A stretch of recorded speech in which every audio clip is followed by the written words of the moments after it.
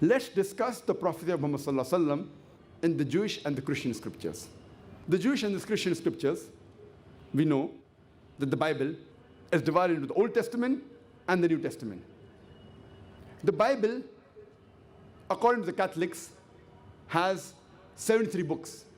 According to the Protestants, they have thrown out 7 books as apocrypha, doubtful from the Old Testament. So total Bible contains 66 books. So the New Testament of the Catholics and the Protestants contain 27 books. But the Old Testament of the Catholics contains 46 books. Of the Protestant, it contains 39 books. The Old Testament speaks about the stories about the prophets that came before Jesus Christ, peace be upon him. And the New Testament speaks about the life and the times of Jesus Christ, peace be upon him. We'll first discuss the prophecy of Muhammad sallallahu alaihi wasallam in the Jewish scriptures. It's mentioned in the Old Testament, in the book of Deuteronomy, chapter number 18, verse number 18. It says, Almighty God says, I shall raise them a prophet from among thy brethren, like unto thee, and I shall put my words into his mouth, and he shall speak all that I command him. This prophecy says, I shall raise them a prophet from among thy brethren, like unto thee, like Moses, peace be upon him. So the Christians, they say that this prophecy refers to no one but Prophet Jesus Christ, peace be upon him. And when we ask them, why does it refer to Jesus Christ, peace be upon him? They tell us because the prophecy says the prophet to come should be like Moses, peace be upon him. And Jesus Christ, peace be upon him, was like Moses, peace be upon him. And when we ask them, how are they alike? They tell us that Moses and Jesus, peace be upon them, both of them were prophets of God, and both of them were Jew. That's why this prophecy is talking about Jesus Christ, peace be upon him. If these two are the only criteria,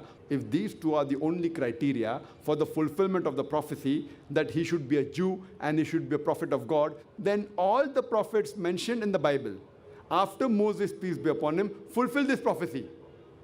For example, Prophet Solomon, Ezekiel, Isaiah, Daniel, Hosea, Joel, John the Baptist, peace be upon them all. All of them were prophets of God and all of them were Jew. All of them fulfilled the prophecy. If we analyze, we come to know that this prophecy befits no one better than the last and final messenger, Prophet Muhammad sallallahu alaihi wasallam. Let's analyze what does the prophecy say. The prophecy says, I shall raise them a prophet from among their brethren, like unto thee, like unto Moses, peace be upon him. If we analyze, Moses and Muhammad, peace be upon them, both of them were born naturally. But Jesus Christ, peace be upon him, he was not born naturally. He was born without any male intervention. And this is mentioned in the Quran in Surah Al-Imran, chapter number 3, verse number 45 to 47, and is also mentioned in the Bible, in the Gospel of Matthew, chapter number 1, verse number 18, and the Gospel of Luke, chapter number 1, verse number 35, that he was born without any male intervention. He was born miraculously. Therefore, Prophet Muhammad, peace be upon him, is like Prophet Moses, peace be upon him, and Prophet Jesus is unlike Prophet Moses, peace be upon them. Further, if we analyze, Prophet Muhammad and Prophet Moses, peace be upon them, both of them were married and they had children. But according to the Bible, Jesus Christ, peace be upon him, he was not married and he had no children. So Jesus is unlike Moses and Muhammad is like Moses, peace be upon them all. Further, if we analyze, Prophet Moses and Prophet Muhammad, peace be upon them, both of them, they died a natural death. But Prophet Jesus Christ, peace be upon him, he did not have a natural death. According to the Quran, we believe that Jesus Christ, peace be upon him, he was raised up alive. Surah Nisa, chapter number 4, verse number 157 and 158.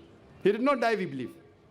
Even if you read the Christian Bible correctly, even according to the Christian Bible, we can prove he did not die, he was not crucified. But the Christians think that Jesus Christ, peace be upon him, he died on the cross, he was crucified. For more details regarding this topic, refer to my video cassette and the debate, was Christ crucified? But even if we agree for sake of argument, what they say is right, we have to agree that Jesus Christ, peace be upon him, he did not have a natural death.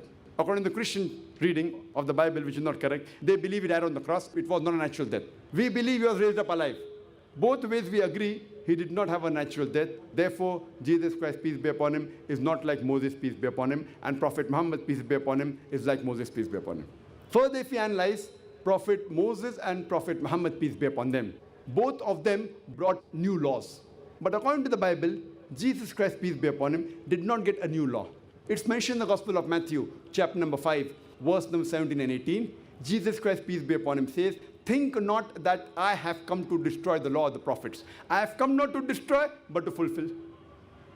Further, if we analyze, Muhammad and Moses, peace be upon them, besides being prophets of God, they were even worldly kings. That means they could give the punishment of life and death to the person who deserved it. They could give the punishment of death to the person who deserved it. Where Prophet Jesus, peace be upon him, he could not do that. And it's mentioned in the Gospel of John, chapter number 18, verse number 36.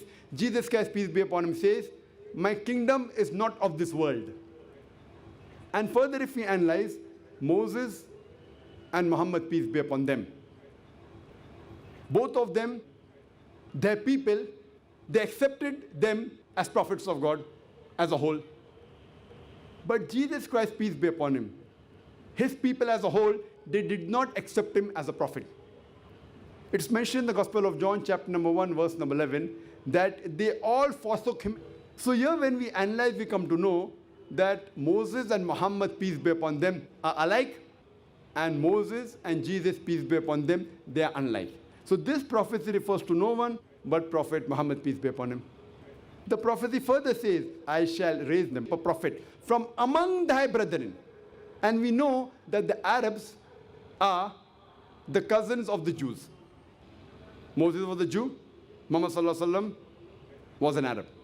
Peace be upon them both. So Arabs and Jews are cousins. Furthermore, the prophecy says, "I shall raise them a prophet from among their brethren, like unto thee, and I shall put my words into his mouth, and he shall say all that I command him." We know that Muhammad sallallahu alaihi wasallam used to get the wahi from Allah subhanahu wa ta'ala, and used to repeat verbatim whatever was revealed to him. It was as though words were put into his mouth, and used to repeat whatever Almighty God used to say. So this prophecy refers to no one but the last and final messenger, Prophet Muhammad sallallahu alaihi wasallam. The next verse further says, in the book of Deuteronomy, chapter number 18, verse number 19, it says that if you hearken not unto my words, I will require of thee, or I will take revenge. That means all those who do not hearken unto the words of this messenger to come, Prophet Muhammad sallallahu alaihi wasallam, Almighty God will take revenge. It's further mentioned in the book of Isaiah, chapter number 29, verse number 12. It says that the book shall be given to him who is not learned. The book shall be given to a prophet who is not learned. And when it is said, "Read this, I pray thee," he will say, "I am not learned." And we know that when the first wahi came to Muhammad sallallahu alaihi wasallam, and like Archangel Gabriel said, "Ikra, read," our beloved Prophet Muhammad sallallahu alaihi wasallam replied, "Ma ana biqari," which means I am not learned. This is the verbatim fulfillment of the prophecy of the book of Isaiah, chapter 29, verse number 12, that when the book is given to the person who's unlearned, we know Prophet Muhammad sallallahu alaihi wasallam was unlettered, he was an ummi, and when it would be said to him, "Read," he will say, "I am not learned." And that's what he said, "Ma ana biqari." Prophet Muhammad, peace be upon him, is also mentioned by name in the Old Testament. It's mentioned in the Song of Solomon, chapter number 5, verse number 16. It says in Hebrew, "Hikkum ametakim vikulli Muhammadim zaydudi zairai baina Jerusalem," which means his mouth is most sweet. He's altogether lovely. He is my beloved. He is my friend, O daughters of Jerusalem. They have translated Muhammadim as altogether lovely. But in the Semitic languages, like Arabic or Hebrew, they add im as a respect. Like to Elo, God, that Elohim for respect. So to the name of Muhammad, they added Muhammadim for respect. Peace be upon him. So he's mentioned by name in the original manuscript. But now when we read, it's translated to altogether lovely.